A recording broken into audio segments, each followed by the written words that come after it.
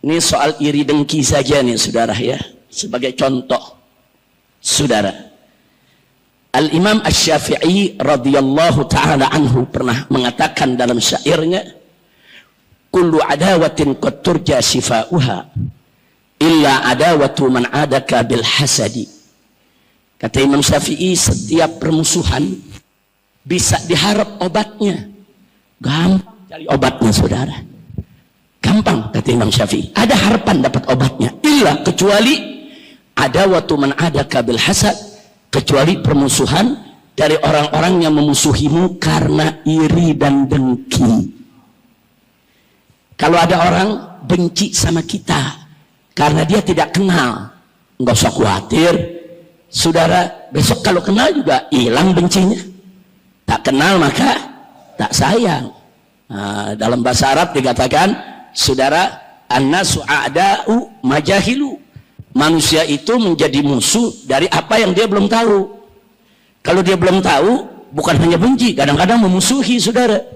Tapi kalau sudah tahu, lain lagi ceritanya.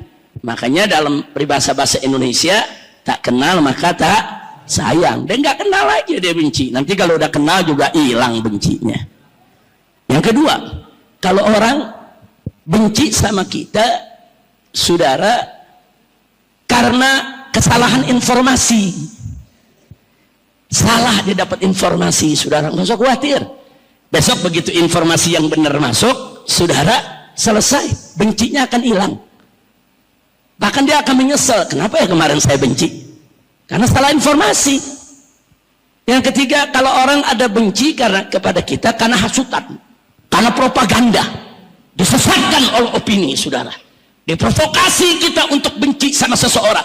Nggak usah khawatir saudara, begitu yang bersangkutan saudara mendapatkan informasi yang benar dan tahu dirinya sedang diprovokasi, tahu dirinya sedang dipanas-panasi orang, bencinya akan hilang. Nggak usah khawatir. Tapi hati-hati kalau orang benci kepada kita karena hasad, karena iri, karena dengki, nggak bisa kita obati saudara, kecuali yang punya diri sendiri, dia tobat kepada Allah, dapat taufik dan hidayah, baru dia bisa obati. Kenapa? Karena orang kalau sudah benci sama kita, iri, karena iri, dengki, walaupun dapat informasi sudah benar, tetap dia nggak percaya.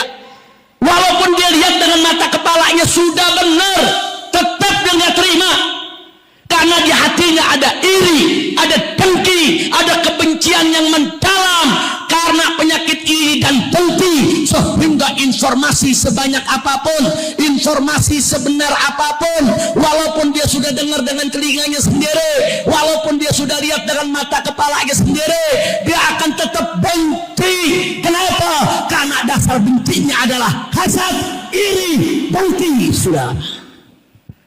Nah, itu saya mau tanya, penyakit iri dengki bahaya tidak? Bahaya tidak?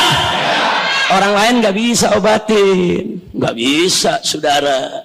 Nah, kalau bencinya karena salah informasi, gampang kita obatin, kasih aja informasi yang benar.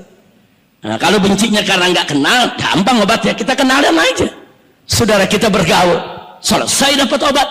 Tapi kalau bencinya karena iri dan dengki, hati-hati saudara. Maka itu yuk sama-sama buang jauh-jauh penyakit iri dan dengki kalau ada di hati kita kepada siapapun. Karena iri dan dengki membuat kita tidak pernah objektif lagi.